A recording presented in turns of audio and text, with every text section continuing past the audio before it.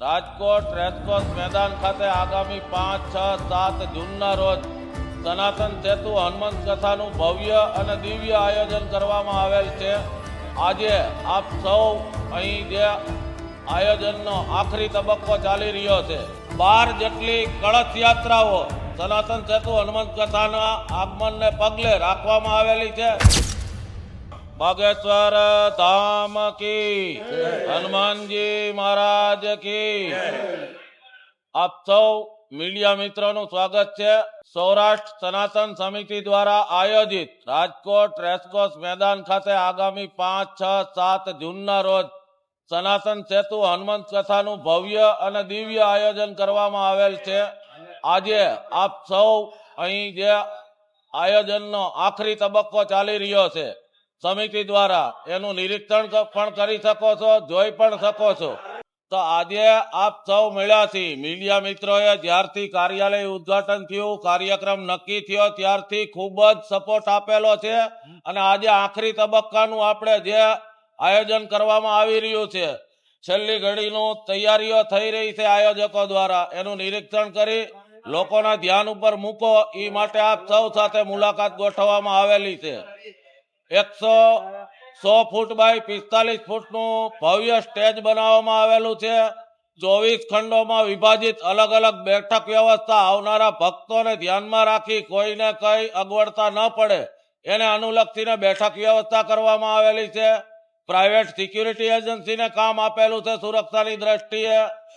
સમિતિના 1000થી વધારે કાર્યકર્તાઓ સ્વયંસેવકો સેવા આપવાના છે અલગ અલગ સમિતિઓમાં, સુગમ વ્યવસ્થા જળવાઈ રહે માટે. અને આવતીકાલે 4 તારીખે સાંજે 6 થી 7 વાગે રાજકોટના અલગ અલગ ઝોનમાં 12 જેટલી કળશ યાત્રાઓ સનાતન સેતુ હનુમંત કથાના આગમનને પગલે રાખવામાં આવેલી છે. એ અલગ અલગ વિસ્તારમાં 12 ઝોનમાં કળશ યાત્રા થવાની છે. 5 તારીખે મહારાજશ્રીનું આગમન રાજકોટ એરપોર્ટ ખાતે થશે. ત્યાંથી બોમ્બે સુપરસીટ કુવાડવા ખાતે સ્વાગતનો કાર્યક્રમ છે. ગ્રીનલેન્ડ ચોકડી ખાતે સ્વાગત થશે. ડીમાર્ટ કુવાડવા રોડ શિવશક્તિ હોટલ પાસે સ્વાગત પોઈન્ટ છે. રણછોડદાસજી આશ્રમવાળા ચોકમાં છે. ડિલક્સ ચોકે સુભાષચંદ્ર નેતાજી બોઝની પ્રતિમાને મહારાજશ્રી દ્વારા ફૂલહાર અર્પણ કરવામાં આવશે. સિવિલ હોસ્પિટલ ચોકે આંબેડકરજીની પ્રતિમાને ફૂલહાર અર્પણ કરી ચૌધરી હાઈસ્કૂલ ચોકે સ્વાગત કાર્યક્રમ છે. શારદા બાગે શ્રી વાલ્મીકીજીની પ્રતિમાને ફૂલહાર કરી બહુમાળી ભવન ચોકે લોખંડી પુરુષ સરદાર વલ્લભભાઈ પટેલને ફૂલહાર કરી જિલ્લા પંચાયત ચોક સ્વાગત કાર્યક્રમ. કિસાનપરા ચોક, અક્ષરમાર્ગ કોર્નર, કોટેચા ચોક અને ત્યાંથી જ્યાં મહારાજશ્રીને ઉતારો આપવામાં આવેલો છે ત્યાં એમનું નિવાસ રહેશે. મહારાજશ્રીના આવાગમન દરેક વખતે ઈવી કારનો જ ઉપયોગ એમના કાફલામાં થવાનો છે એવું સમિતિ દ્વારા આયોજન કરવામાં આવેલું છે. અને આપના મીડિયાના માધ્યમથી હું સર્વે ભક્તોને પણ અપીલ કરું છું કે શક્ય ત્યાં સુધી સીએનજી અને ઈવી વાહનનો ઉપયોગ કરી, અગર તો કોર્પોરેશન દ્વારા આજે જે રૂટ જાહેર કરવામાં આવે કથા સ્થળે આવવા માટેનો, એનો માસ ટ્રાન્સપોર્ટેશનનો વધુમાં વધુ ઉપયોગ કરી જે અત્યારે વૈશ્વિક પરિસ્થિતિ છે એમાંથી આપણે સુગમ રસ્તો કાઢી આપણા ધર્મનું રક્ષણ કરવા, ધર્મનું જ્ઞાન લેવા અને શ્રદ્ધા વિશ્વાસથી સૌ આ સનાતન સેતુ હનુમંત કથામાં જોડાય એવી સર્વે ભક્તોને અપીલ છે.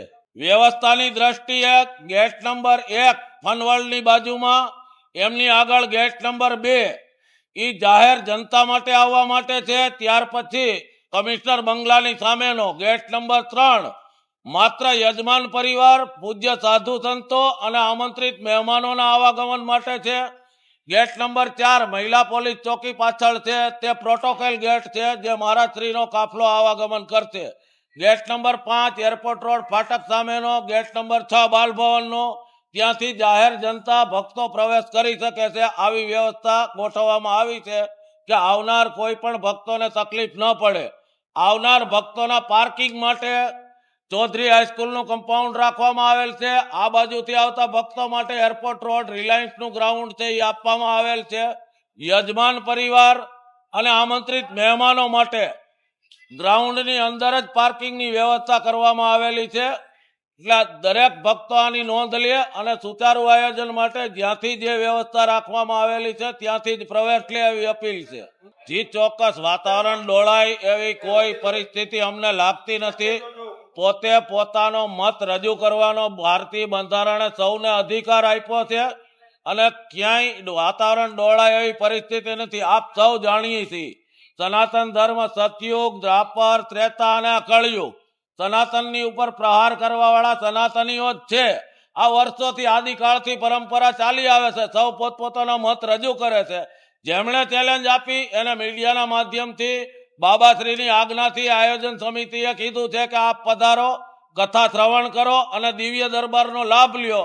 આપના પ્રશ્નનો જવાબ પણ બાબા જાહેર મંચ ઉપરથી આપશે. શરતો મૂકી એ શરતોનું એમણે તંત્ર પાસે કે પોલીસ તંત્ર પાસે પ્રોટેક્શન માંગવાનું હોય. સમિતિને રાજ્ય સરકારે કે સરકારે એવો કોઈ પાવર નથી આપ્યો કે અમે કોઈને પ્રોટેક્શન આપી શકીએ. અમે બાંહેધરી આપી શકીએ કે ગ્રાઉન્ડમાં એમની સાથે કોઈ ખરાબ વર્તન નહીં થાય.